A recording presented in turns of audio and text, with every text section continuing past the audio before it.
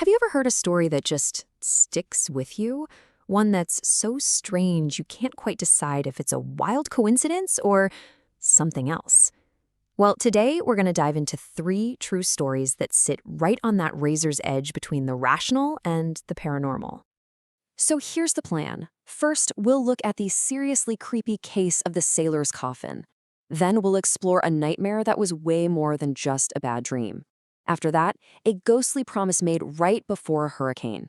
And finally, we'll try to piece it all together and figure out what's really going on here. I want you to think of this as a kind of investigation. We're not just telling spooky campfire stories. We're actually digging into 3 real-life events that challenge everything we think we know about the world. And that's really the big question to keep in the back of your mind as we go. Are we dealing with actual spirits, or is the logical explanation somehow even more terrifying? Let's find out. All right, let's jump into our first case. I want you to picture it. Tahiti, 1876. A doctor named Allard is about to have the absolute worst month of his entire life. And it all starts when an unconscious sailor gets brought into his hospital. What's so wild about this is just how fast everything spirals. I mean, the day begins with a pretty routine, though tragic, situation. But within a few hours, you've got gravediggers swearing the coffin is moving.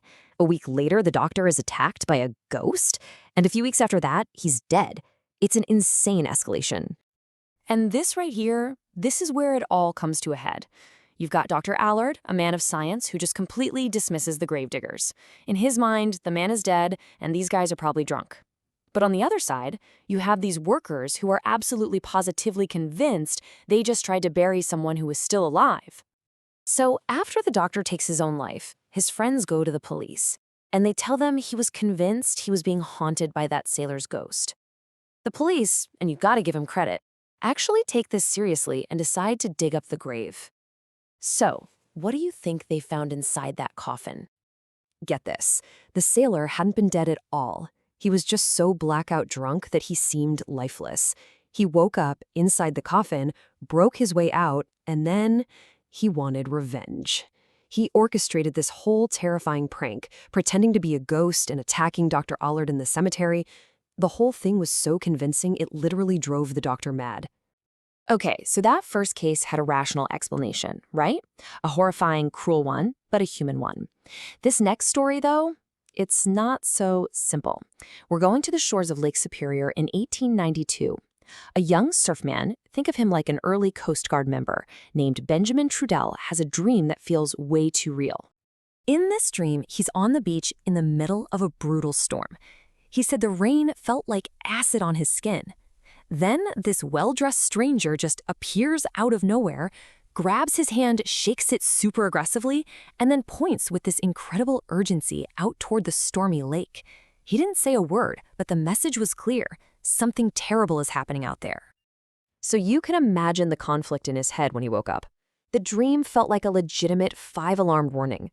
But he looks outside, and the lake is totally calm, nothing. His logical brain is telling him, dude, it was just a nightmare. But his gut is screaming that something is wrong. And then the dream starts to bleed into reality. The very next day, this lone survivor, soaking wet and beaten up, stumbles into the station, and he confirms Benjamin's worst fears. A ship, the Western Reserve, went down in the night, way out on the lake. No one even knew it was in trouble. Benjamin and his crew immediately launch a search, but it's too late. Of the 27 souls on board that ship, only that one man made it out alive. The mission quickly turned from a rescue to a grim recovery operation. 26 people were lost. But this is the part that's going to give you chills. As Benjamin is walking the shore looking for bodies, he finds one washed up on the sand. He kneels down, rolls the man over, and his blood runs cold. It's the face of the stranger from his dream. And as he's just staring, the dead man's limped arm falls, and his hand lands perfectly in Benjamin's, the exact same handshake. All right, our final case, we're jumping forward in time to 1989 on Pawleys Island, South Carolina. We've got an elderly couple, Jim and Clara Moore, taking their daily walk on the beach. And way off in the distance, they can see the ominous clouds of Hurricane Hugo starting to gather. The beach is completely empty, or almost. They see a single figure walking towards them. He's wearing a long gray coat and a wide-brimmed hat. He walks right past them, doesn't say a word, doesn't even look at them.